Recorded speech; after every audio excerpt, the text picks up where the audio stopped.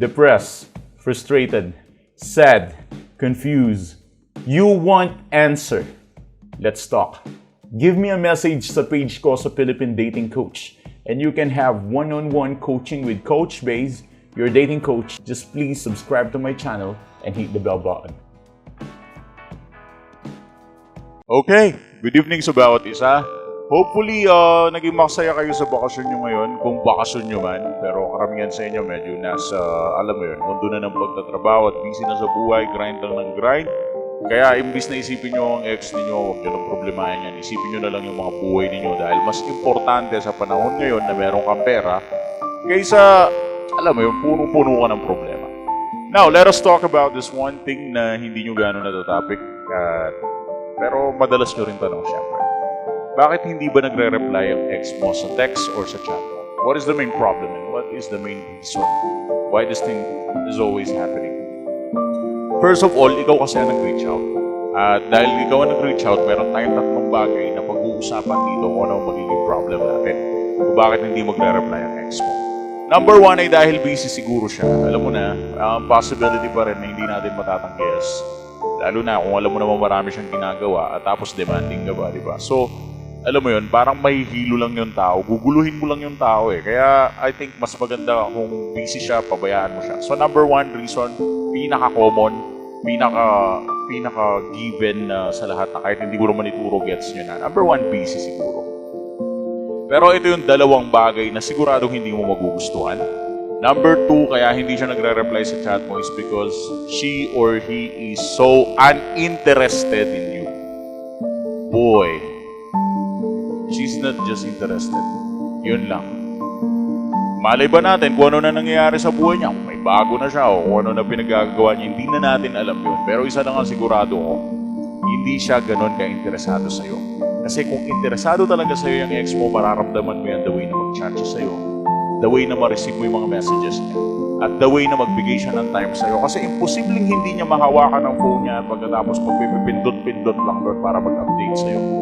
Kung hindi niya ginagawa yun, therefore something is so fishy and, you know, she or he is so uninterested in you. And that's quite normal. Kaya nga, ex mo siya eh. Ibig sabihin, hindi wala yan.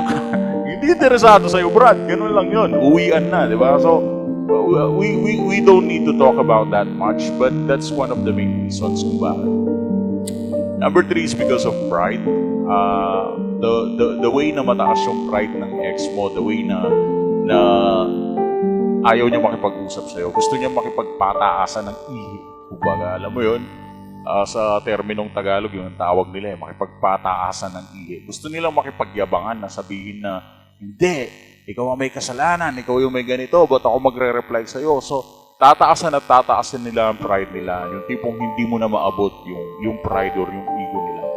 And the reason kung bakit hindi mo maabot yung pride at yung ego nila is because ikaw lagi yung nag-stoop down para lang makausap sila. Ikaw yung bumababa, ikaw yung nag-chat, ikaw yung nag-reach out. And because of that, you become slave of what's happening around, di ba?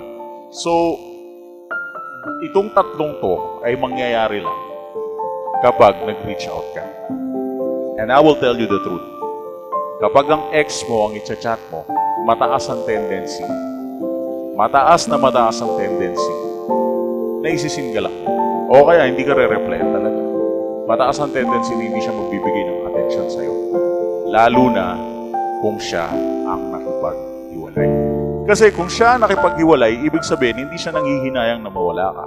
Make sense? At dahil hindi siya nanghihinayang na mawala ka, so willing siya ngayon na itapon ka at willing siya ngayon na pabayaan ka na lang. And because of that, you are trying to please him or please her using chat. Nakakala mo yung same technique na ginagamit mo is magiging effective sa kanya. No, hindi yun effective. Kung nakipaghiwalay na siya sa'yo, it's better for you to give him some sort of space para makapag-isip-isip siya at ma-realize niya na you're not that weak. You are very logical, you have the leadership skills, you have the professionalism, and you understand what's really happening. So, wag kang maging needy, wag kang mag-chat, wag kang mag-reach out. Ang solution lang naman dyan is yung paulit-ulit nating pinag-uusapan dito sa channel na to. Just do no contact rule, you know. Wag ka na lang makulit. At Kung ramdam mo naman na matigas siya at mukhang ayaw ka naman niya talagang pansinin, mag-no-contact ka na, mag-move on ka na rin, Brad. Ano ba gagawin mo sa buhay mo, di ba? Kumbaga, wala nang point kung gagawa ka pa ng kung ano-ano mang step. Whether babae ka o lalaki ka. Kung ramdam mong wala nang interest yung tao, wag na lang gumawa ng step. Just do no contact. Dahil kapag nag-no contact ka, mas magiging masaya ka. Mas magkakaroon ka ng time sa sarili mo. Magkakaroon ka ng time sa family mo. Magkakaroon ka ng time sa trabaho mo. Magkakaroon ka ng time mag-gym.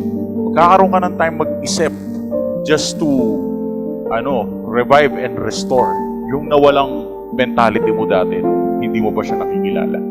I know that you're broke and you are definitely broke. Man, that's worse.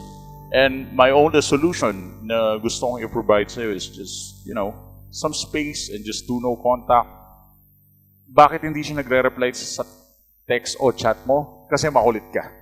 Huwag ka na lang mag-chat, huwag ka na lang mag-text, pabayaan mo siya kasi kung interesado talaga siya sa'yo, mag-chat din yan at lalapit sa'yo. Applied ito sa mga naunang umalis at naunang nakapagbuwan. Anyways, kung nalilito ka pa rin sa mga yan, just give us a message sa aming page sa Philippine Dating Coach. So, yeah, we can have one-on-one coaching. Thanks for watching.